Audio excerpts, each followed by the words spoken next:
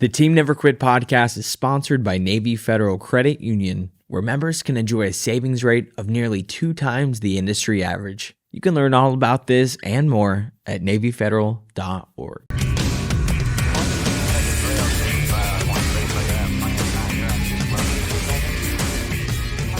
Ladies and gentlemen, welcome back to another episode of the Team Never Quit podcast. As always, thank you guys for listening and watching, and please don't forget to hit that like and subscribe button wherever you get your show. So today, before we get to our special guest, let's get to our weekly Patreon question of the day. And today we have you ever made a crazy kitchen mistake? And I'll also rephrase this because I know my mom's had one recently. A living room mistake. Yeah. So for Christmas, we light Advent candles. Mm-hmm. Like on Sunday, you light it. And, so the little thing that I bought on Amazon to hold the Advent candles was very janky. And it wasn't holding the tapered candle in very well. And so I kind of mushed the candle down to where it wouldn't fall over. Sure. And I thought I did it well enough. And thank the good Lord, I was sitting at the kitchen table with our friend Maria. Maria was there. And another friend, Kayla, and we were talking, and all of a sudden I see a big flame shoot up. And I stand up. The tapered candle had fallen into my nativity scene. Oh, no. I mean, that's the worst thing that could possibly happen. Yeah. And it just, the nativity, just bought it this year. It was beautiful, like real pretty fabric. And it just essentially flammable up in flames. And the fire got to be about 6 feet high. Oh, my God. We used that flammable blanket you see on Instagram. And I think those are meant for grease fires. Oh. So we threw it on there, and it did bring the height of the flame down, but it spread the flame out. Oh, no. So... y'all taking notes out there? Yeah. So I had these little spray can, like an aerosol can. I forget what they're called now. We're going to have to put this in. It's that Easy Spray. Easy Spray. And it's like a little mock fire extinguisher, but it doesn't spray that nasty foam everywhere. Yeah. It's like a straight line. That got the fire out immediately. That little thing, everybody needs those. And we are not sponsored. Well, I was going to say, I'll tell you what, I did. If Marshall was like, I don't know what to tell you. There's a fire. I sprayed this on it, and the fire went out. It went Sells out. itself. Yeah. The blanket and not spread the blanket. it out. Now, I don't want to say that the blanket's not necessary. I think that would be good for where there's nothing else flammable around it, like a grease fire if you're throwing it over a pot or something. But for a regular fire, all it did was bring the fire down and spread it out. So it was a hot mess. It was a lot of frantic running around for a minute, but we did get the fire out, and it didn't, thank God, didn't spread. Yeah. I remember getting the craziest call from you after that. Yeah, I was almost hyperventilating because, you know, when, like, in the moment of chaos and you're really calm and you take care of everything, but then afterwards it hits you and you're like, oh my gosh, what just happened? That's how I was. Yeah. And I didn't want Marcus was out of town with Morgan, and I don't like worrying him when he's out of town. Sure. So as soon as he walked in the door the next day, I told him, like, there was a fire in the house. Confession. The table was burnt. You were going to see it anyway. Yeah, the table. Yeah, I thought it looked normal. I heard that story third hand from, Maria's version right away, so I knew that had happened. Yeah, and, it was scary. That is scary. And then I called Father Chris to come bless the house because I'm like, we burnt Mary, Joseph, and Jesus. I mean, burnt. They burnt up. That's funny. But, yeah. What about you? Scary. Kitchen or living room, or could we expand it? How about a house? Yeah, so, yes, in 2020, my a house next door to me, which my parents lived in, who were at the time 83 and 81, and a small fire started in their garage, and my mom came running over to my house frantically. to say, we need a fire extinguisher. There's a fire at the house. So I'm thinking a little kitchen fire. I grab the fire extinguisher, go running up the hill, and my parents' house was completely engulfed in flames. All 3 garages. There was a car in the garage. It was a hybrid. So as you know, those batteries so it basically annihilated my parents' home, burnt it to the ground. My poor father, he's passed away since, but he was suffering from dementia. So my mom, when she ran over, had left him alone in there, and he thought, in his mind, going outside and getting a fire hose, going back in to the exploding garage might be a good idea. So, oh my gosh, managing, elderly's home being burnt down and kind of managing their frantic behavior, and then the aftermath of everything that burnt down and was lost was part of kind of what I want to talk about today. Is why this book came to fruition and why it's so important. Wow, that's crazy. Yep. Mine was over Christmas too. I don't know where she was. I was by myself in the house. I had Scrooged on the TV with Bill Murray. Yeah. Mm-hmm. And I was cooking something in the stove. And our living room and our kitchen are one big room, and we have vaulted ceilings. Right. Probably what are they? 12. The kitchen's 12 feet. The living room? Living room's 25 feet. 25 feet. This is an important part of the story. So I turn the burner on and I'm watching, and then right in the scene where the ghost of Christmas Past is coming in. Oh gosh. No, excuse me, Future. Uh-huh. I walk into the bedroom to check on something, and I got kind of sidetracked or whatever, and I was in there for a minute, and I come walking back out to the living room, and I couldn't see anything. Oh no. There was a cloud of black smoke, black. Completely filled the room. From I had the to get on oven my or the hands stove? and knees from the stove. So what had happened was the oil had caught on fire, got so hot that one of the fan knobs, I guess, fell. This is how I saw this. The fan knob fell from the top of the fan into that pan on the stove, caught fire. Yeah. Completely filled the house full of smoke. Excuse me. And I'm hands and knees going over there to see what happened. And finally, I get over there, turn it off, and I look in there, and it's just that thing was in there burning. I never told anybody about that. She comes back. The knobs are burned off. Oh, our backsplash is white granite and marble and stuff like that. Yeah, It's black. You can still see it. Yeah. Right. You can still. That's what that is. And I cleaned that thing for hours trying to scrub that out of there, and I had all the doors open. That's a new weathered look now. Yeah, that happened to me. Y'all are just tearing up the house. Yeah, we Stuff, definitely have some stories. We've been through a lot. Fire is no joke, and it can I engulf. couldn't tell you how that happened. And it happened so fast. Yeah. Yeah. How about you?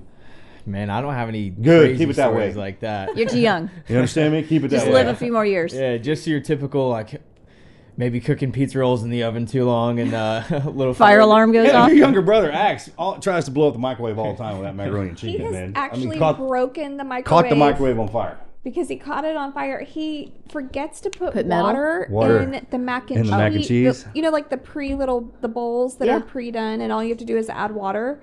He forgets to add water, and he just puts it in. He did. He doesn't anymore. He's done it multiple times, though. And so now he just says, I Sure, we will just dimed him not. out, and his friends are going to be like, hey. Yeah, he will not use the microwave anymore. He's like, I'm done. Well, you learn from your mistakes, not from your successes. So Yeah, that happened. All right. Yeah, That's a good question. That's a good one. All right, girl. You ready? I'm ready. We're already into it. This what you're on here for, awesome idea. Like I told you earlier, it's probably one of the greatest ideas I've seen since the Bible.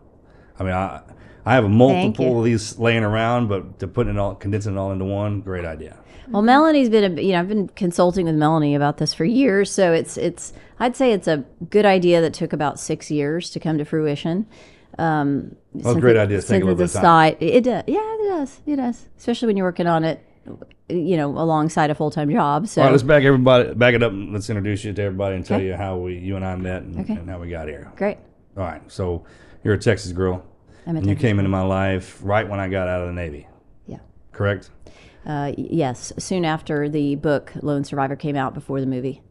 And what do you do for a living? I'm an orthodontist. That's right. Yes. An awesome one. Oh, thank you. You're welcome. If you weren't on the other side of Texas, which is basically being on the other side of the earth, we'd probably be over there with you all the time. Oh, She was actually working on Addie in the living room last night. Yeah, I came I had to stumbling do into the living room last night, and she's got a pair of pliers in there. Just Not even pliers. It was the wire cutters. Yeah. Cuticle clippers. When kids are in pain, I can clip their wires and use household tools to do it. So I'm the chauffeur in the family. I just took them to their orthodontist, which our orthodontist is great. I mean, walk in there and they got pictures of paintings of Ferraris everywhere. It's an experience. I mean, like I enjoy going there. Yeah. But then they always try to get out of the whole braces concept. And I feel like we discuss, of course, it's a rite of passage. Sure. Like, you're going to suffer a little bit with that metal. Right, yeah. Okay. Yeah, okay. So backing up to how we met Sherri, Marcus and Sherri met right before Marcus and I met, like within 6 months or so. So I feel like our whole relationship, the three of us, really evolved around the same time. But how did you actually, because you, like we said, you're an orthodontist. How did you get into this world? I always say that my experience with Marcus is probably very different than how he experienced it, because it's that way with everything, right? So for me, my memory and the importance that you have been in my life was really a big shift from being a successful orthodontist career woman who went through life pretty much checking the boxes, following the rules, and doing everything as I look back now, I would say a bubble. So go to high school, go to college, go to dental school, go to ortho residency, get out, get a job, start your family. And not a lot of thought had ever gone into exactly how, or not, I don't want to say thought, but maybe appreciation or understanding of so many things that had gone on around my life that I may not have been paying quite enough attention to as to how I was able to get to where I was and living the life I was living. I felt very successful, very privileged, very comfortable. My kids lived a comfortable life. And one day locally in my town, I do like to do a lot of community service, and I had volunteered to help a military fundraiser event go happen. And I didn't know a lot about the military. No one in my family had served. So I probably could have, at the time I was about 40 years old and could name the 4 branches, but didn't really understand or know anybody first person who had served. So in preparation, I'm also a researcher. So in preparation for this event I was going to help raise money for, I decided to read a book, and a friend recommended Lone Survivor. Not the type of book I would have typically picked up, but I was taking a trip, read it poolside, and it took me maybe a day and a half to get through it, and couldn't put it down, and was hit by this pretty very profound sense of guilt that I had not been paying enough attention to the people that go over and sacrifice so much for this life. I'm reading this poolside at a resort. And what have I done for people like you? So the book was a kind of a brick wall for me.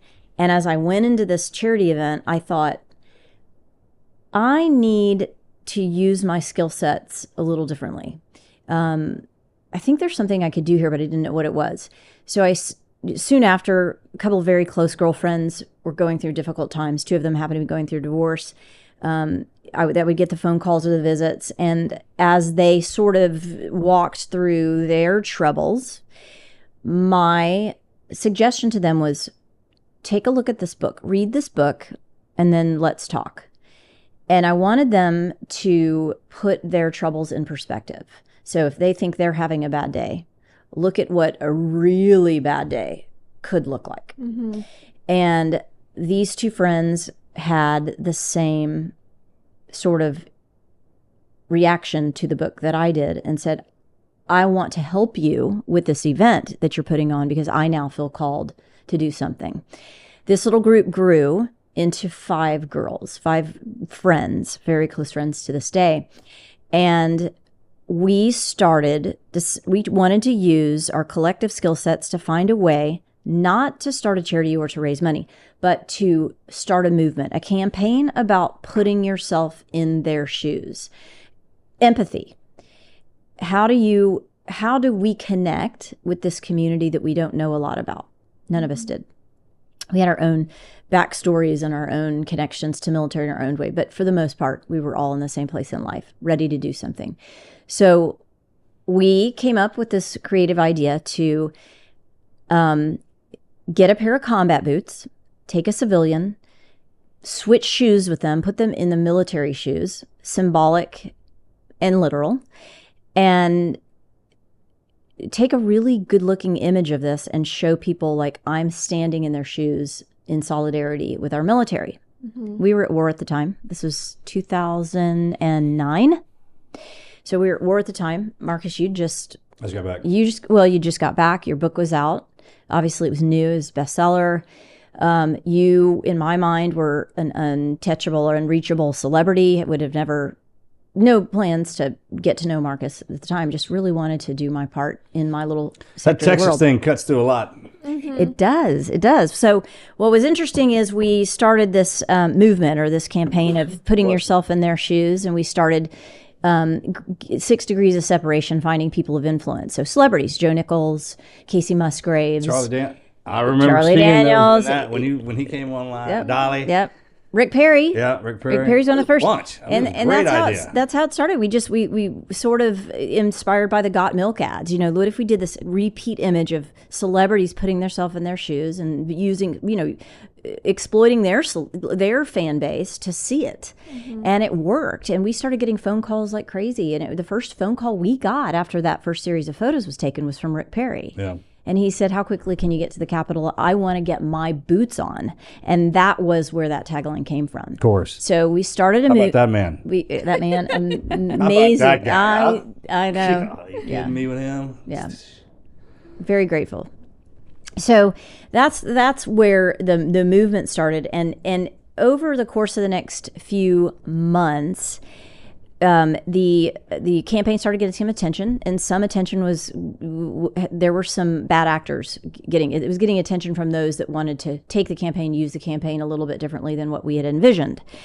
So when I asked those people to stop sharing the photos because they were doing it without permission and sort of making them not look in great light, I got a phone call that in my mind was a little bit scary and threatening, and I didn't know what to do. I didn't know anybody to call except for one military former general, 3-star Leroy Sisko. General Leroy, he knows everybody. Who knows everybody. Called General Leroy Sisko. I know that I was in tears at the moment because I was frightened by the phone call. And he said, stay where you are. Don't move. I'm going to call you back in 5 minutes. And within 5 minutes or less, my phone rang, and it was you. And it was the guy that inspired my movement and recognized your voice from interviews I'd seen you do. And your words to me were, I just got a phone call from General Sisko, and I understand I need to make some heads roll. Tell me what happened. You'd be surprised what a general can get done. I know. So we talked, and we went through it. It really ended up being not a big deal. Send me in for my specialty. Exactly. Right. And you said at the end of that conversation, I want to help you with this boot campaign. When can you come down and take my photo? And that was when we met. Yep. What month was that? That was March of 2010, and Morgan had just deployed the day before. That's right. So I didn't get to meet Morgan. You were living in Huntsville. That's right. At Mom's at the ranch, and you in the SEAL house. I was living with my mom. You were. I got my ass kicked so bad they sent me back to my mother. All right. Yeah, fine. That happened to me. Yeah. You were in your own house though. Yeah. But it doesn't matter. My friends don't see it like that. But we did a great photo shoot, and it was really the start to a magical future for getting people inspired. And you were a great microphone and voice, and you've always been such a support for military causes, and that's when everything started speeding up. It really did, yeah. And the boot campaign just caught on wildfire after that. It did. I mean, to the UFC, to the Sons of Anarchy, to the Shamu trainers at SeaWorld. Yeah, the Rock had them on. The Rock, the Dolly Parton. And you get Dolly. in something. I mean, what are we even talking about, right? There were so many people supporting the movement. Then I met you in June, so just a few months later. A few months later. In June of 2010 at the first gala. And my dad had met you before. Correct. And so I had heard about you, and I was excited to meet you because Dad thought the world of you. And I just immediately fell in love with all of the Boot Girls. There's some. Yeah. That's a great crew. It's a special. How about them? And we're still so They're close. so amazing. Yeah. Everyone with a great heart. Intention, all in this, incentives and values align. And even though we live in different places and we don't see each other every day, the closeness and the bond that we have, that shared bond, has been tremendously valuable in my life. I got one of them still shows up here all the time. I know. Maria. I think she has a room. We're blessed to have her. Believe me, she's special. She's special. Can you give us some highlights of what the Boot Campaign accomplished during your tenure there? Yeah, so, the Boot Campaign is a national charity now, and it's doing some great things for the mental health space of veterans, raising a lot of money. Oh, it's grown and changed. We're talking about changed, from this is where we started. Yeah, I would have to say my skill set's more in the awareness and excitement. There's nothing wrong with something growing like all of those charities that we were in did. Right, I'm not a fundraiser, not my skill set. That it needed to go in the hands of people that were better with that, but it wasn't designed to be a charity originally. It was really designed to be a movement and a mindset change and a patriotic awakening. So how do you become a patriot and really love this country and love the people that sacrifice so much for that?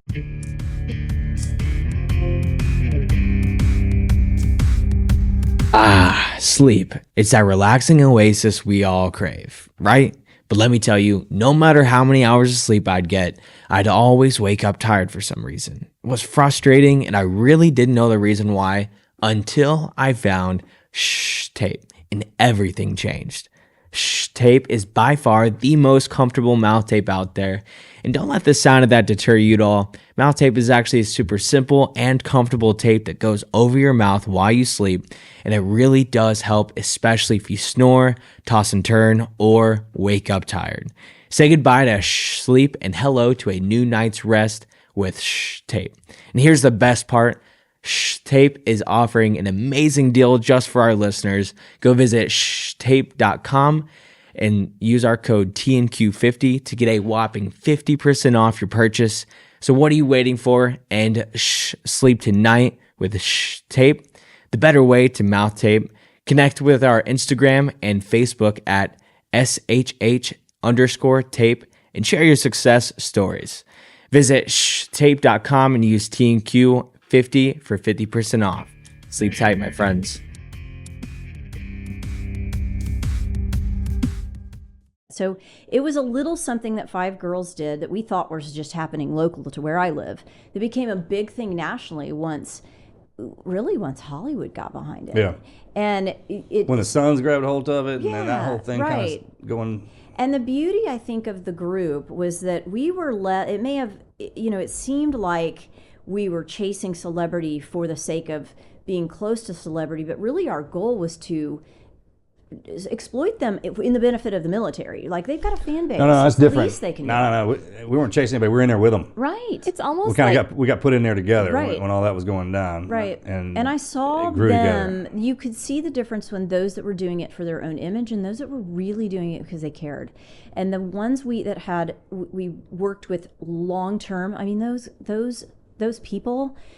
I still to this day have so much respect for Zach Brown and he's coming to the rodeo. We were talking about that last night. Going to see him. Genuinely would do anything, and there was no. How about that crew? Yeah, I'm telling you. So I have such great memories of some great people that stepped up and did. Troy Aikman, another one, who just stepped up and did it without him too. Him and Joe, man, that whole crew. The actors of Lone Survivor all did it on set. Oh, yeah. They all took pictures. Mark Wahlberg, on set. Yep. The Rock. Yeah. We spend all day talking about their goodness. Let's talk bad about them. Well, I kind of compare it to USO, even though you're not going overseas, but it is this awareness. But you would also host these events where veterans would come out of the woodworks to attend. They would and see. And they got to be a part of, and like molded with the celebrities. Correct. So it was a really neat kind of spin-off of the USO, Right. really. Yeah. Well, and that just started happening everywhere. It just did. wasn't what we did. I mean, that started happening everywhere. I'd run across my guys and be like, "Hey, man, you ever been here to so-and-so? I met so-and-so." I was like, "No." He goes, "Man, they're doing this thing, and it's amazing." Yeah.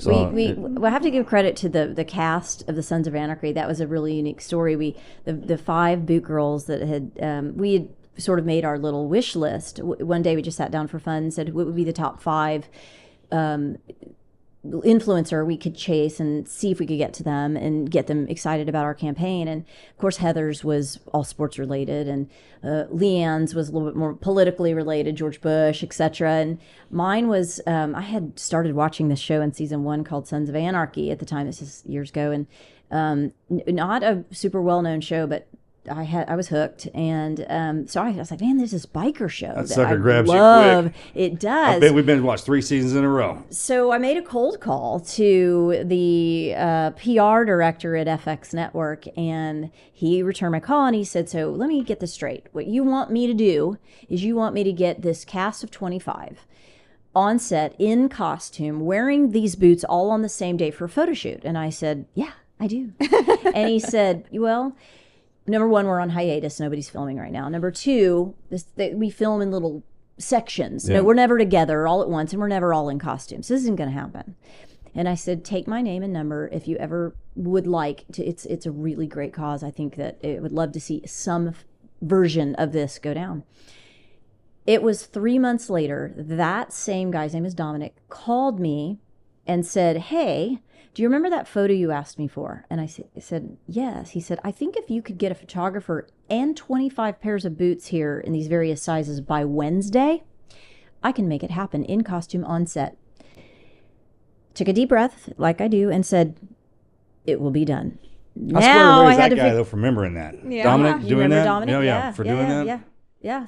No, and so we had to, it was a little bit crazy getting it done. Flew Maria out there, had to get the boots. But it was real, and if send in Maria. Because it was organic, it was real, and every single cast member then said, we will lead a bike rally. We did 3 or 4 motorcycle-led Sons of Anarchy bike rallies out of that. That was cool. the coolest biker gang I've ever hung out with, and I run around with the Angels, and they were there. Yes. And they fell in line. I mean, we rode down when they shut that LA freeway down, and we were 5 across with the Anarchy boys going down. That is one of the coolest things I've ever been a part of. Yeah, agreed. Great memory. It was, and I think about it. I remember looking across, seeing Charlie and all them guys just riding, and just thinking, and Kim and all of them, like, man, how the hell did we get here, man? It was really cool, and I. Not a biker person at all, could be the furthest from any of my interests, but being part of that, it was a really special moment, and just seeing how y'all just dominated the area, like shutting the highway down. I remember driving, thinking all the people on the side trying to get on the freeway. I was like, man, California's got to be pissed. We're doing this, right? The traffic's right. It was really cool. So the boot campaign went through a lot of different phases and changes. We did. Yep. When did the boot girls step back and hand it over to real fundraisers and to real? Well, I think that we built into it, since none of us ever started this to become a day job, a full time. None of us ever took on a salary. It was all volunteer.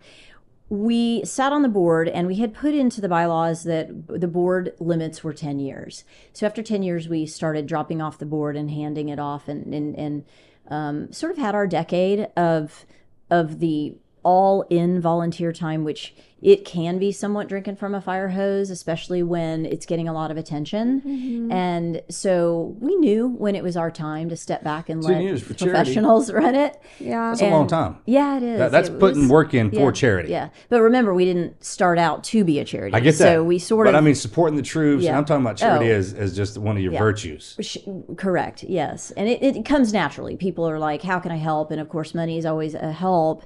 But it was better in the hands of people that know how to better allocate those dollars to the right causes.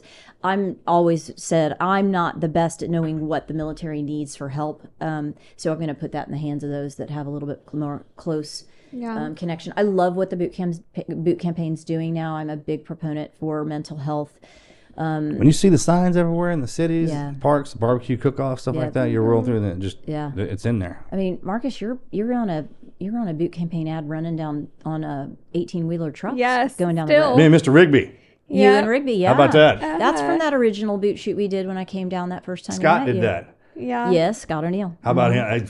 Great Great. man. That was the meeting all those people and keeping friends with them. What they that was the best thing that came out of that. Really good group of people, and I've friendships, and I mean not just friendships, family for a lifetime out of that experience. And you go through life, things happen, good and bad, and that has always been the family that has been there for me and through good times and bad. And so I feel like there was a higher purpose for us all coming together. I think we did change some lives and did some great things. We always had a great time. We always had a great time. Whatever kind of day or year you're having, whenever we would do something and throw down like that, it was always a great time. Yeah, you're right. Yeah, it was. And y'all were even part of our wedding. I mean, all the boot girls were at our wedding. We all like to take credit for y'all meeting. You do know that. Yeah. I don't go anywhere without them. Okay. Yeah. Maria was our photographer. She still does our photography. She has taken pictures of Hunter since he was 12 years old, and still, I love how we're all still a family. Yeah. I mean, it's not just a friendship. We're all still very much a family. And I'm going to talk about Ginger. Ginger's special too. Ginger's like the glue. I would say, when you get 5 girls and everyone has a very unique and very different skill set, from creative Maria to event planning, Heather Leanne, there had to be a glue. And I would say Ginger was the 5th glue that kept us all together during all difficult times, good times, also so much fun, and voice of reason always. And Heather and Leanne. I mean, Heather's so spunky and has just the best energy and light coming from her. Yeah. And she can just make anybody, like if she's asked you to do it, you're going to do it. Right. Because she's just full of light and happiness. Yes. Leanne is like, she just gets stuff done. Yeah. And she has a huge heart. All of y'all, y'all are all great. Truly unique skill sets. But we came together and worked, and so that was how we met. Yeah. That's a big thing, but, or it was a small thing that became a big thing. So after you passed the torch for a boot campaign, you went back to what you knew as normal life. Normal life, which always was, I'd maintained normal life, but I was raising kids, and so the demand on my time had just gotten a little bit too much, and so I kind of slowed down, went back to spending more time away from volunteer work and away from travel, and more time at home, growing or continuing on my orthodontic practice. I was about in my 15th year, I would say, 10th, 15th year, second decade of doing that, which I love. Started to grow that. I'm still a practicing orthodontist. I brought my niece is now my partner, so I've grown that, opened a second office, and trying to see the light at the end of the tunnel here for slowing down, retirement, and doing some other things. Because as you know, I'm a project girl. I love to do things that I'm passionate about.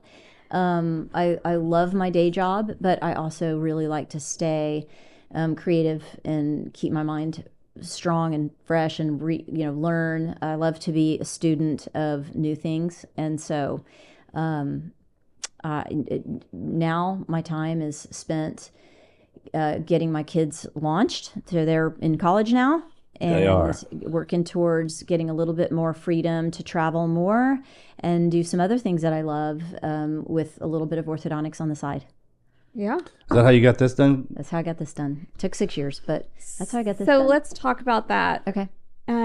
You created the JIC book. Yeah. So in front of us is a book that is, the story behind this book is I am the mother of 2 children, husband of a physician who's emergency based. So very, very, lot of hospital time.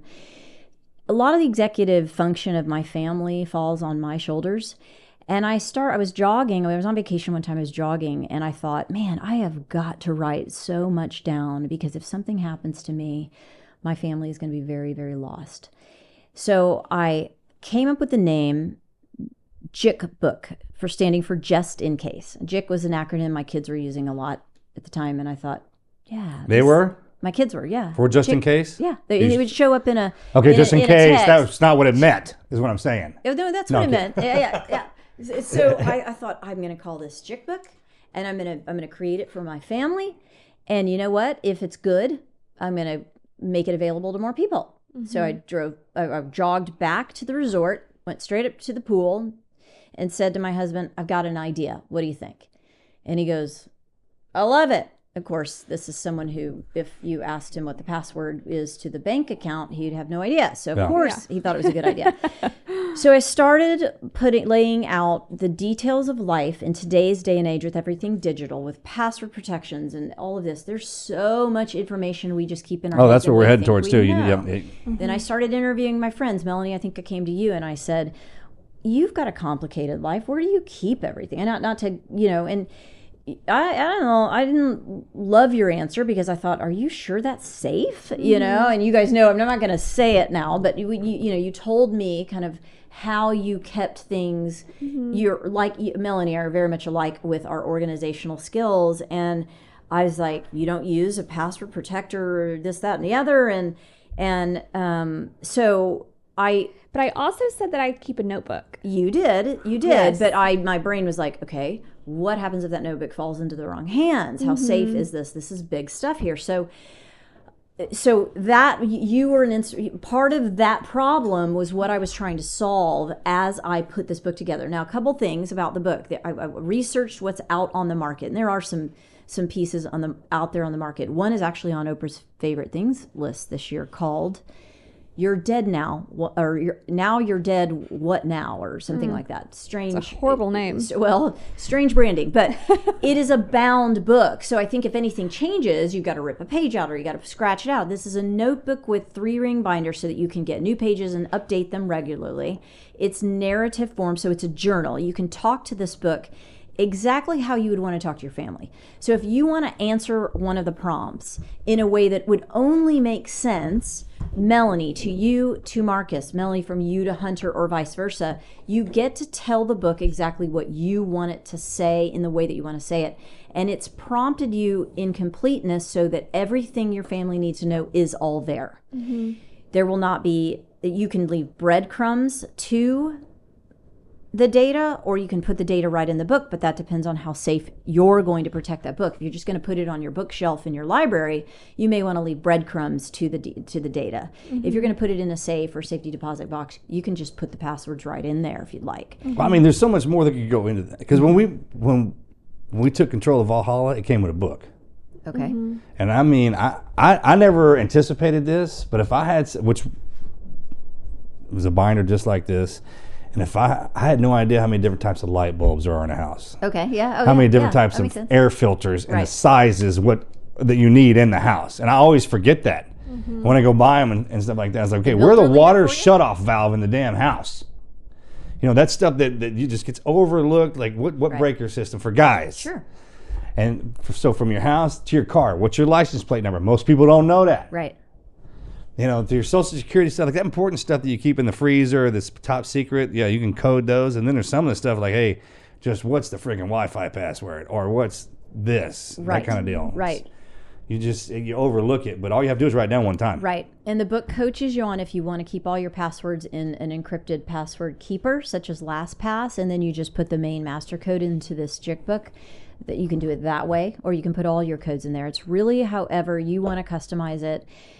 We deliberately did not make this a digital product because we are still fearful that this information is so sensitive that a lot of people would be fearful of putting it out there at today's day and age. And I think with cyber attacks, that's just getting worse. That is the opposite. Mm-hmm. This is how you keep it secure. This is a vault. Correct. Yeah. Most people, now that it's tech, they're brilliant at breaking into tech. They can't kick that door in anymore. Right. And if they go into looking for something, they're not going to know where you hide it. Right. And then it's just that's how it works. Right. So we go so far on one side, If you want to be top secret, like, get a flip phone. Right. Yeah. Just remember how to write in cursive. Go back to the old days. Yeah, exactly. Mm-hmm. Well, and then about halfway into the creation of the book was when my parents' house burned down, and they lost everything. So all of the information from my parents' estate was gone. We had to recreate it. A year later, my father passed away, and so my mom was left with very little details. There was life insurance that he had from past jobs that she didn't know about, and it took us a lot of time to hunt all that down, get everything into the book. Had my father had, when he was of clear mind, or he was cognitively able to get all this in one place, had a JIC book in his day and age, it would have been super helpful for my mom and a lot easier to navigate. Especially for kids. If parents die. Yeah. Mm-hmm. Correct. Yeah. And like my great uncle died a year and a half ago, and he handled everything, all of the bills. That's the biggest problem, is when one person does everything. Correct. Yeah, he handled everything. And my and he had a different password for every single account. And my great aunt, this couple is in their 80s, and she didn't know where to start, and actually dropped into like a state of panic. Sure. Because another problem is her name wasn't on anything. They had been married since the 50s, and her name wasn't on one thing. It was very difficult. And it was a very difficult time in her life. I mean, you got to shut everything down. If there's one unique thing about this book I want to point out, is there's one page in the beginning of that called Circle of Trust. Mm-hmm. And there's one page where you can just you list 5 people who know the most about you. So it may be family member, it might be it might be your office manager, but whoever is the 5 people that would know the most needs to go into that book with their contact information. One in my book is just the one person who I own some cryptocurrency, and there's not many people close to me that know how to access that, certainly not my family. Mm-hmm. So I've had to add a name in that circle of trust who I know will be able to interpret all of that and access that cryptocurrency on behalf of my family, and I trust them. So their name is in my circle of trust, and that's one. More importantly, there needs to be somebody on this planet that knows everything about you. Yeah. It takes a lot of stress off of you. It is. If there's something that you try to keep from, just have a friend like that. True. It helps. True. Mm-hmm. But it's rare that somebody to know everything. You're going to have, you're going to piece that together. So this is a great way of doing that. It isn't, people want to put this type of stuff off. We tried to design it less about death or less about passing on to the next generation. This is valuable now. This is valuable if you flooding, fire, hurricane. It's waterproof? No, not waterproof. Need to put it in something waterproof, but they got paper now that once that's on there. The idea is that you would grab this if you had to leave. You take it with you if your house is burning down. This be the first thing you grab is your JIC book, and it would have everything in one place. You know that drawer that everybody puts their junk in? Yeah, we have 3 of them. Oh goodness, I can't imagine. Yeah, but you're gonna go which drawers? Did you hear what I said, Shortness? We have 3 of those secrets. I'm pretty sure there's much more than 3. Okay, there's 4. I didn't want to bring it up on national television, but we have 4. My point with that is, I got a lot of kids. It's ridiculous. But one of those drawers should hold this. It should hold this. Yes, it absolutely should. But you just told us that it's going to be in your drawer, so maybe we'll put it somewhere else.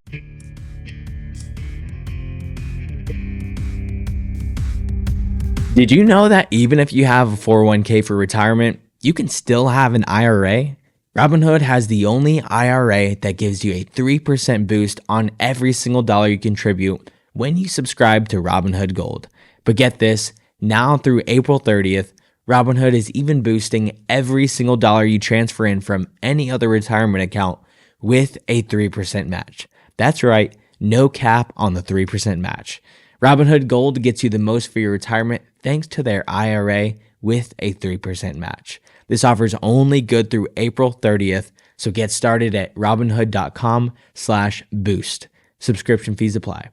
And now for some legal info. Claim as of Q1 2024, validated by the Radius Global Market Research, investing involves risk, including loss. Limitations apply to IRAs and 401ks. 3% match requires Robinhood Gold for 1 year from the date of the first 3% match. You must keep Robinhood IRA for 5 years. The 3% matching on transfers is subject to specific terms and conditions. Robinhood IRA is available to U.S. customers in good standing.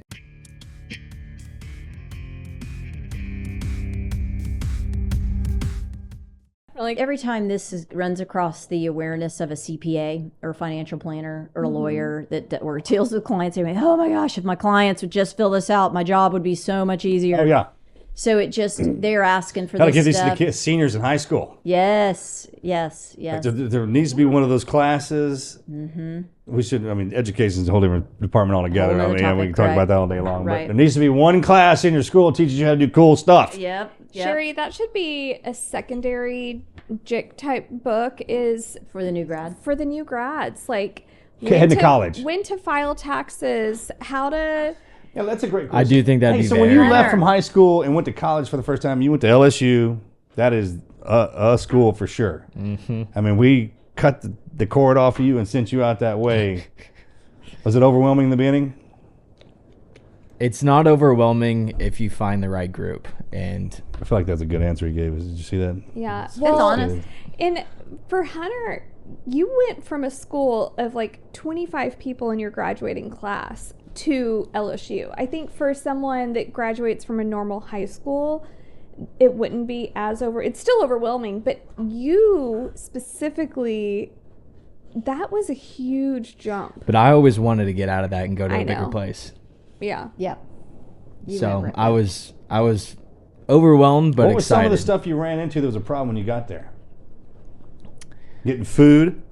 Gas? They've got food and gas shit, all yeah. over There the are no place. issues. Trying to answer this, but yeah, everything's perfect for you, pal. Yeah. Well, I remember Good for you, son. when we went up for a couple of times, like right as school was starting, I took you to the local post office. We got you a little box. So people don't have people to show them around like that. Yes. Yeah. Yes, it would be. Getting used to the layout of the land was probably the most difficult thing to first overcome, but once you get the hang of it, then it's really not bad. Yeah. But Hunter, you're just a big glass of lemonade. There's never lemons for you. You've always been that way. Just a big glass of lemonade. I've never heard that before. I haven't heard that one either, but Yeah. you're probably not wrong. Let me think about it. You know what? You're not wrong. well, This version of the book, I think, is a great wedding gift, a great Yes. graduation from college gift, great new baby, as families grow. Gosh, the relief you feel when everything is down and in one place. So when I leave town, or I'm taking, my husband and I are leaving town, I leave this book and I tell my children. It sounds almost morbid, but I always make sure they're thinking about the JIC book just in case. In case something happens. Well, you don't say it like you say, just in case. I know. That's the thing. Then those will correlate. Yeah. And it's got a place for letters if you want to actually. The other unique thing about the book is it's broken down into 3 sections. So section 1 is your most critical stuff. Most of the stuff's in your head. You got to get it out of your head and into that book for Melanie to know, and vice versa. If you just make it through section 1, your family's already better off. Section 2 takes a little bit of time because it wants more account numbers. You probably want to take a month and save up all the statements that come in the mail. So you have it in one place, sit down and get section 2 done. That's very detailed on where everything is. Stuff you don't have in your head, you need to refer. Section 3 is your wishes and desires, stories, the things you want people to know. So section 3 is the bonus, the extra details about this is really what matters to me, and I'd like to tell this story to my family. So we designed it that way so that you, in priority, can work through a third of the book and still feel okay. The full book, awesome. It'd be a great retirement gift too. Yeah. People that are just now starting to think about, okay, what do we do? My mother's a widow now, and she doesn't, every piece of mail that she gets that's relevant to finance, she puts in her JIC book. Hey, you want to give somebody a good present? Fill this sucker out for them. Well, yeah. Those first couple parts, Oh, yeah. Help them through it. help them through it. Yep. Like when I want something done, especially like out here working around, I'll start with one thing. I want to clean the whole back area back out of there, but I just don't have enough time to do that. So every day I go through that, I do one thing. I'll remove one thing, Okay. and then before you know it, it's done. Right. You look back. So like when I read the Bible, I read one page a day. I was like, with this, with something you want, right? So if there's something that you want to get after, you break it down to the lowest common. I don't care what you're trying to do. Right. Start small and then work your way up.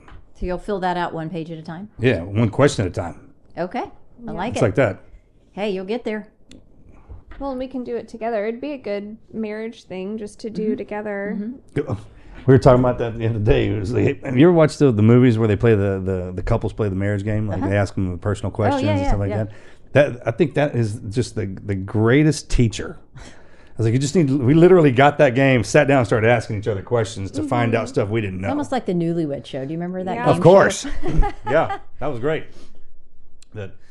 It's a great way to learn about your teammate, your spouse, your wife. Well, I feel like sit down and freaking ask them questions. That sometimes the answers change over time, so it's good to continue to do it because your interests change, you grow. Right. And I've already had to update my JIC book multiple times as a property is sold. I need to get that off there, and something's bought, but put that in there. So it's an ongoing activity for me, and have become very dedicated to it. And I get the sense of relief that I have and my family has knowing it's there. We refer to it all the time.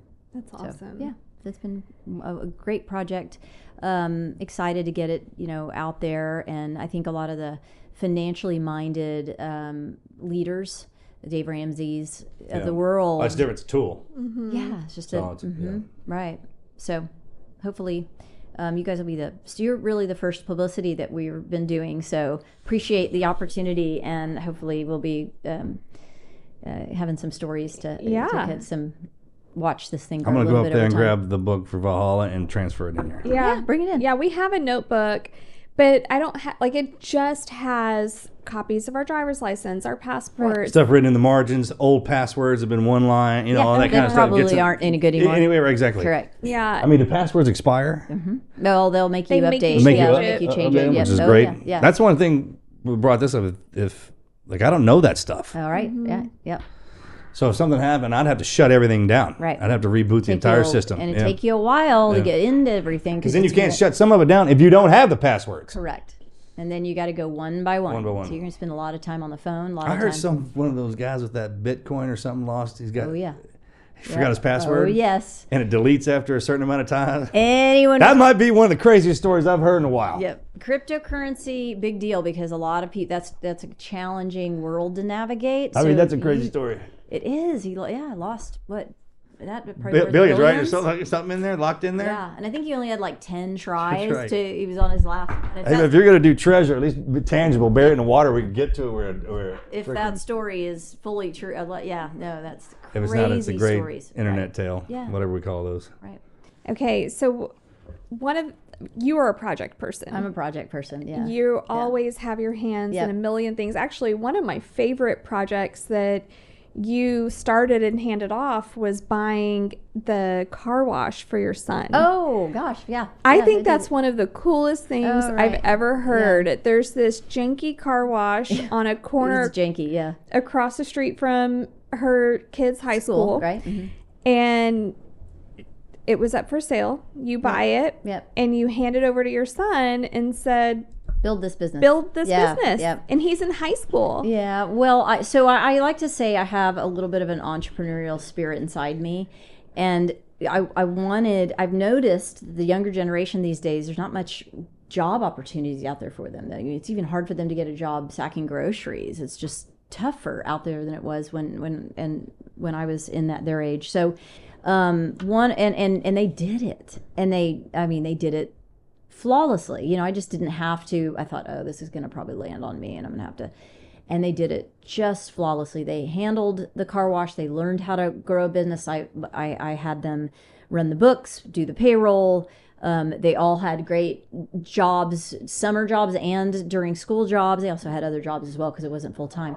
But it was a great experience. And when they all left for college, we just put it on the market and sold it and made money. And they all got little bonuses from the sale. So it was awesome. Fun. It was a nice little investment, but more importantly, it was a good exercise. And I'm blessed to be able to invest in something like that. I do realize that. Again, going back to my connection with you, Marcus, in that reading that book is I do realize how fortunate I am to have the job that I have. You do and have the ability to invest in something like that for my children. But it's really important to me that they are hands-on, they do the work. And there's a difference between just giving your kids money. Yeah, no. And then actually teaching them Correct. how to run something and how to operate a business. And that was my goal. And I ask him often, was that worthwhile? And he's, well, I didn't love running a car wash. I know I don't want to do that. But yeah, I learned a lot. And that's how you learn that. Yeah, you learn what you don't want to do. So right. Really proud of him. He's a student up at OU now and studying business. So it's be fun to see where things turn out. And hopefully that will be something. Good job, buddy. Yeah. Yeah, that's awesome. And then you've invested in a lot of things. You've got a movie that Yeah, so I try, I have my day job, and then I try to do some things on the side that move me. If something keeps me up at night and has some deeper meaning, then I'll look at it and get involved. And recently I was shown a film about a topic on a African root bark called ibogaine, which is basically a psychedelic. They say has a lot of healing powers. I've never done ibogaine, don't have a lot of exposure to it, but I watched this screener film, and it was done by the same producer who made the Netflix series How to Change Your Mind, the Michael Pollan. He did a journalist, went in and did some psychedelic experiences with MDMA and psilocybin, etc. And they've made a film on the topic is ibogaine, and they've incorporated a lot of the Stanford, I think Nolan Williams is a researcher out of Stanford who's followed a lot of the veterans. Marcus, you know a lot of these people that have gone down there and have had life-changing experiences with this medicine. And my passion is mental health. I think that we are facing a mental health crisis. I think it's why we have addiction and all of these things. I'm seeing this ibogaine. This film talks about how it has applications to treat a very large, broad spectrum of symptomology, including addiction, removing the detox symptoms of that addiction, and then sort of creating neuroplasticity where you now have the choice, much better decision making on whether you want to choose that drug or choose not to do it. So seeing, and I have addiction runs through some, family members that I've seen suffer, and it really ruined their life. So anything that I see power in that has a lot of promise, and the research is showing a lot of good things for that compound. I want to get behind it. So I'm investing in a film that's going to tell a story about the beginnings of ibogaine, what they're doing with it now, the different people that are getting help from it. Of course, it's not legal in the U.S., so they're doing all this down in Mexico, and I am so excited because it really opened my eyes, like your book did for me back in 2009. This has opened my eyes to something new that I think is coming, and I think is going to hit our country like a tidal wave if we can get some legislation or get some legalization for this stuff. I think it's better than having it'll these be people in the interesting streets. to see it. So what are your thoughts? It gets to the root. I know. So it works. There's no doubt about it. Yeah. 100% and that's not me talking. Yeah. You know how I am. I do know how you are. Don't ask me what I'm about. Ask somebody who has to deal with me if it does what it's supposed to do. I can tell you it works. Right. I know. Yeah. I've seen. So Marcus, you've done. That's probably the worst case going down. Everything happened to you, and right. I mean, if you want a test case, throw that sucker into. I was the body. Right. I think there's a very key part of it, though. For it to work, you have to want it to work. Yeah, we sure. And you have to do the prep work and the post work that the clinic recommends. Not only mandates. Right. And if you choose not to do that, it's not going to work. It talks about that in this film. I do think that that's very important for people to know, that it's not just another high or another drug just to have fun with. And you can't abuse it. Yeah, and just to say, oh, I did it and it didn't work. Well, did you do the prep work and the post work? Because Correct. if you didn't, if you chose not to do that, of course it's not going to work. Sure. It's a collective. Correct. But I think awareness and getting rid of the stigma of some of these compounds that can help people in the mental health space, it starts there. So my interest in investing in the film was when I think that the film was well done, well documented. They started filming in 2018, followed a lot of the veterans down to the clinic in Mexico where they're doing these ceremonies. And not just the veterans, but then they also followed heroin addicts and told their stories. Then they do a lot on the science, and the researcher that took the chance on this and did the clinical trial out of Stanford. His research data is very compelling. And I tell you what, he got lucky with that one, or not, however you want to look at it, because his study is going to pay off. Well, just like a lot of those guys who get into something, they research something and it doesn't go anywhere. Right. He's got lucky. Yeah. And I think he took a chance, a little bit of a... whatever you want to call it. Yeah. God shined on him. Reputational That's right. chance on it. Yeah. So kudos to him. I've been listening to a lot of the podcasts that he's been out talking about it. Read the paper. I'm a researcher. The numbers coming out of it. That's right. All of you, the minds, when they see those numbers and and when you read the stats, and when you look at the scans. Right. Yep. I mean, everything's everything till that shows up. Right. And you can't deny it. Right. And my husband's a neuroradiologist, so... He's the neuroradiologist. You keep leaving that part out. There's probably about one on Earth of that dude.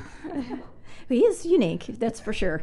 But he's... so there's a lot there about mental health, mental abnormalities, afflictions, from depression to suicidality to addiction to PTSD. All of these things interest me. And I think maybe the common thread is just how can I use a skill set of mine? Mine is research, building, connection, networking. I'm an organized person, so I can get behind something. I can get something. You gotta done. have that person pull everybody together. But I gotta feel the passion. The passion has to come from an organic place for me. I'm not driven by numbers. My day job. It creates the living that I have. So it's not a financially driven thing for me. Right. So that movie is. That's what I'm saying. Yep. There's got to be somebody to connect those people, because as we get older, we go into our prospective branches. I mean, people get so good at making money. People get so good at studying science. They don't talk. Right. They stay away from each other. Right, and they need each other. They need each other, right. As a matter of fact, the better we get at something, the more you're like, hey, I don't need to talk to anybody else. I got this, and nobody can talk to me kind of deal. Right. And that's not why you got good at that. Yep. So that's why God put that other one in there to pull them together. Yep. Well, so my role in this is more to try to bring awareness to some of what this research is showing and get it shown and seen by the right people that can make a big difference so that more people know it's out there. I'm less called for my own experience to go down and do Ibogaine. Maybe one day I would do it. I have not, and I don't know. But it is a really compelling film.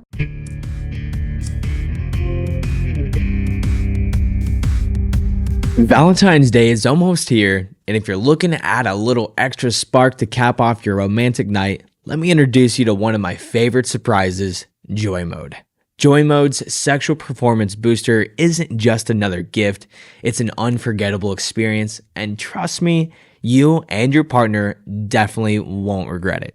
Guess what? You can enjoy 20% off and free shipping when you use code TNQ at usejoymode.com.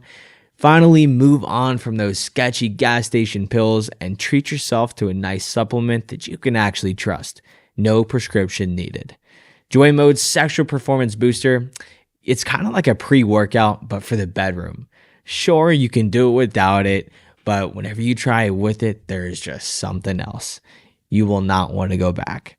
So, why not elevate your confidence and performance this Valentine's Day with Joy Mode? Head on over to usejoymode.com and use code TNQ for 20% off and free shipping.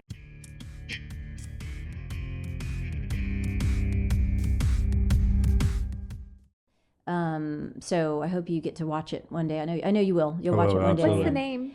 Can you say that?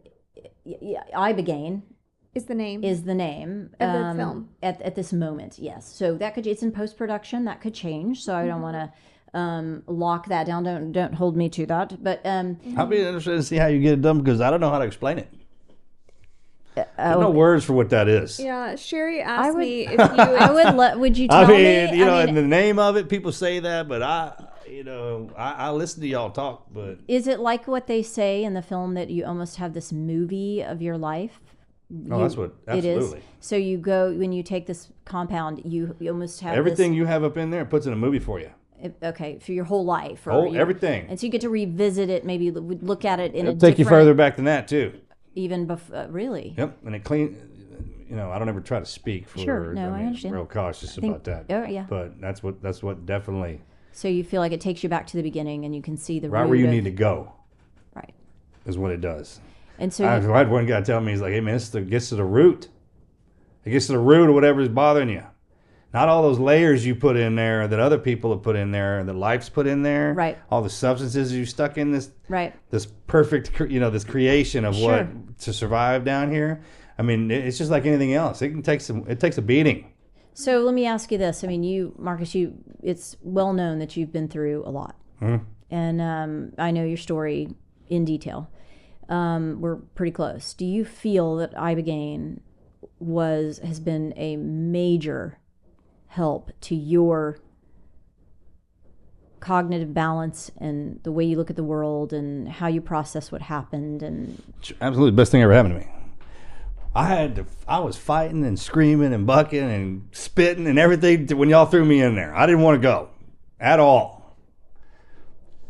I did not want to go in there. But once I got in there and it got a hold of me, then I was like, I couldn't go anywhere. I couldn't do anything. So then it just made me focus. And then once I saw what I was supposed to be doing, I was like, okay, all right. Was it scary? Absolutely. I have to say that. You're not scared of much. I'm not scared of anything. I know, but I have respect. There's a difference. Okay. Like there's men on this planet that I have a respectful fear of kind of deal. It's like that, but to an extreme to where I understand great power. Right. And when I see it, when I look at it, and when it's around me, I can feel it. So that's where this comes from. Is it? And when you come out of it, do you feel relief? Brand new. So it's an like after this experience, it's instantaneous that you feel the effects of. Imagine going in the gym, working out real hard, and the next day it's kind of and then when you get up that next one though. Okay. So you have a little bit of a. It's a gray day. Okay. Yeah. Right. That's how you know something's gotten done. Processed right. Right. Right. And it's different for me. I don't want to speak for everybody else. What happens to me is different. Yeah. Okay. But yes, ma'am, that's in there. But Marcus has also been very disciplined about his from the time my feet hit the ground to the time they go to come off the ground, I'm in it. Marcus, you always have been. I mean, you're an inspiration to me on things like you have inspired me to look deeper into meditation and breath work, and you taught me. At times just during conversation, things that I'll never forget, how to strengthen mind, body, spirit, those three things about. It showed me that. Mm-hmm. Well, it showed me that. And then you showed that to me. That's what it teaches me. And I think about that all the time. It says that to me. Yeah. It's like, hey, I'm teaching you so you can teach them. Right. And that's why it's so hard on me. Right.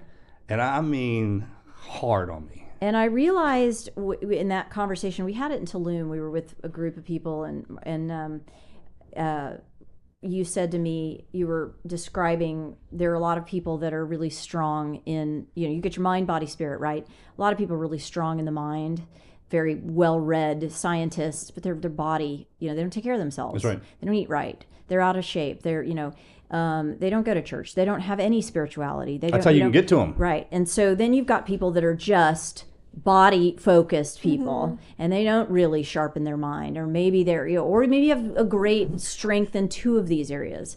And I realized at that time I feel like I'm in shape, I feel like I exercise my mind, I do a lot of reading, but my spirit was lacking. And so it was at that time that I started to really dedicate, like you said, a good third of my life to growing That's right. that spiritual side. You said people with this, that are strong in mind, body, and spirit are unstoppable. That's right. And that was what you said to There's me. anybody that when they train they're physically and they walk in the door, but then you cut them down and they just kind of, they don't know what to do. Right. And I think It's unbelievable that a person with a physical stature that I don't even have to hit you. Or they feel stupid. I can make you feel something. stupid. Yeah. And then your spirit. So that's kind of like, hey, man, getting in that truck, if there's a kid behind the wheel, you can't go drive that thing like somebody who's supposed to. right. And if you just take a little bit of time out of your day to train each one of those, or just one of them a day, or one of them a week, show that sucker some attention. Right. Because life by design will do that. It'll eventually beat your body down to where all the thing left is just to read and to kind of, that's how that happens. But in the beginning, as a young student, to train that, my kids hate going to church. I know, I can see it in their face. Because they don't know what they're doing. Right. They got no idea why they're in there. Right. And all I'm doing for them is creating a habit. Right. Yeah. Period. They don't know what those words mean. They don't have enough life down here. Yes. They look to me for that. Right. And sometimes I don't want them to see what that part of life's going to drop on them. Not yet. Right. That's why we exist. And don't you agree that spiritual part of your life can look like anything? Of course. It can be going to church, or it can be just spending time in meditation and really looking. That's the biggest part, like the breathing part. First thing you do when you check in down is take a breath. Right. So is the last thing you do. Right. Spend some time exercising that sucker. You do. That's what exercising is. You're actually trying to get your body worked up to where that breath will come out and back in to where you can exercise it. Right. And when they started explaining it to me like that, I was like, okay, I could see it. Right. Because it shows me. And I was like, okay, now I understand. And then it gives me the ability to explain it logically. Right. Yep. Well, I mean, just simple logic to where when I say something, someone's like, oh, I didn't see it like that. I'm like, well, that's the base model. Right. Then everything else grows from there. Right. And that's what happened to me when we had that conversation. And so I've been ever since then really working that side of my life that I felt was lacking. And it's been amazing. I know, it's unbelievable what it does. Yes. So so thank you for that. You're welcome. I didn't know. Yeah. And you see these wonderful people and they're great at it, but they think if you could just say, man, if you said that to me like that a minute ago or like earlier in my life, it would have been different. Yeah, you didn't know that story. I didn't know the story. I mean, you probably remember the conversation, but that's right. You didn't know how much I didn't stuck. know exactly. I didn't know. Yeah, you gave me the breathwork app, and so I still use it to this day. I'll call someone up. I'll ask. I always ask. Like, hey, you want me to stay on you? You got to tell them. You got to invite me to do that. Like Governor Perry, I'll call his ass. I'll be like, have you been doing your work? A lot of my guys, I'm like, yeah, it did. As many funerals as we've been to now, the one thing that I always heard when they talk about people is that he always stayed on me. Or like they told me, he didn't tell me what I wanted to hear, he told me what I needed to hear. Right. That's the good stuff about life. Right. And I've been to so many of them now, like, well, maybe I should start acting like that before I die. Mm-hmm. So I think every time I walk across somebody, I was like, man, if he's going to talk about me at his funeral, what's he going to say? Because I've heard people tell me what they said at my funeral. Mm-hmm. Oh, yeah. I've already been dead once.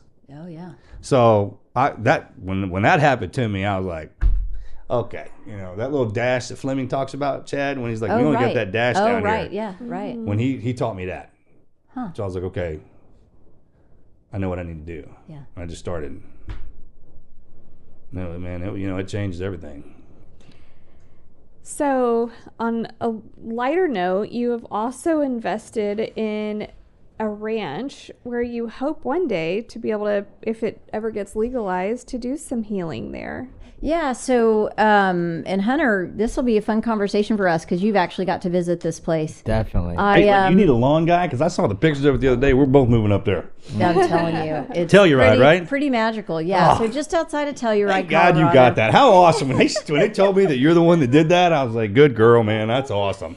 Yeah, so Telluride, Colorado is a really special place. I've been going there for over 20 years for ski trips for family. So know it well, and a home came up for sale a few years ago, and it was under construction, but it was on a 70-acre parcel of land.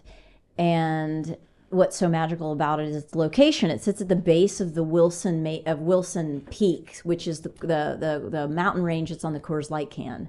So it's basically that's where that is? Yeah. You get a perfect view of those mountains. Start drinking Coors Light. Hunter, you'll have to put it up on the website. I'll throw the picture. If I drank beer anymore, it would be Coors Light. Okay. Coors Light, I tell you. Yeah. So it's called Silver Pick Ranch. It's 70-acre new construction home where you can go get away. It's about 24 minutes away from Telluride, the city of Telluride. So it's an easy drive. It's a great little town. Great little town.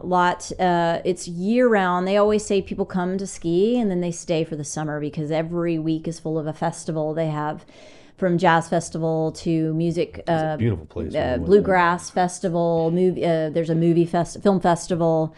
It's great culture. The skiing, you can attest this. You're a skier, Hunter. It's super steep, so there's a lot of challenging skiing there. They call it the Swiss Alps of the United States because the mountain range is a lot taller, steeper. So the skiing is challenging in a good way. There's also a lot of family-friendly runs, good education, and the pillow to ski lift ratio is such that there's not enough. You can't ever really get so thick of crowds that it's very hard. You're standing in line all day, so it's always. Even during peak season, it's bearable with the amount of people that come. Has an amazing 4th of July spectacular. It's a box canyon. Old story is Butch Cassidy robbed his first bank there before he left town.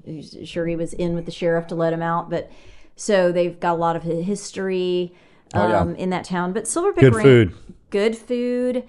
Silver Pick Ranch is a place to get away. There's nearby snowmobiling, horseback riding. There's a lake where you can. It's fly fishing. One of the best fly fishing locations. Oh, now you're speaking my language. So we've been talking about doing that for my 50th. That's what I want to go do is go fly fishing. And you know where you're going. Going to Silver Pick. Yeah.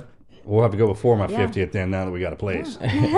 So if your listeners want to go to silverpickranch.com and take a look, it's there. You can rent it. You can have weddings there. Events. I'll be the fishing guide. Yeah. Hunter be out and there. You've also got an Instagram. You can go check out all the pictures and content.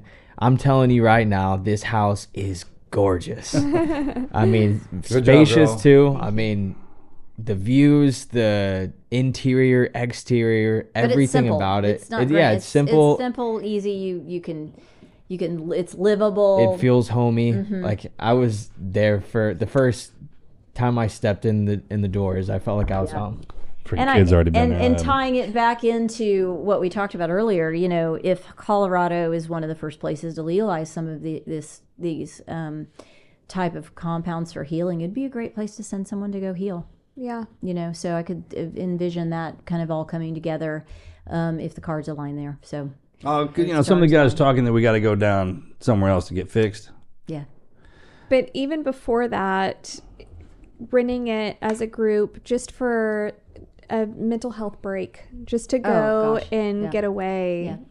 And it's on Airbnb. If you go on silverpickranch.com, you can look at it and maybe go with some girlfriends or something. And Hunter's going to be doing some curated visits there. So if you wanted to go get away and need someone to guide you on what to do in the area, he's your guy. Yeah. Come with me. He is a travel planner. Aficionado. Yes. Absolutely. Let's get it. It's my favorite thing to do. Yeah, he's one of our first guests. It's great to have Help you, put Hunter. up the TVs. You did. Yes, the TVs are up because of his muscle. So thank you for that. Appreciate you. Of course. He couch surfed that first week when we just moved in. I did. The couches are comfortable. How was the skiing up there? Oh, it's gorgeous. Was it great? Yeah, so the first few days I went alone and kind of just did my own thing, checking out all the hardest runs I could find. And then Mark ended up joining me on the last day. And I got to show him different places that I went, and we had a fun time. We're going to do it. Yep. Well, thank you, Sherri. Thank y'all for having me. It's been fun. It was great. Yeah. Thank you so much for coming down. Everybody out there, thank you for listening and tuning in. We will see you next week. This is the Team Never Quit podcast. So buckle up, Buttercup.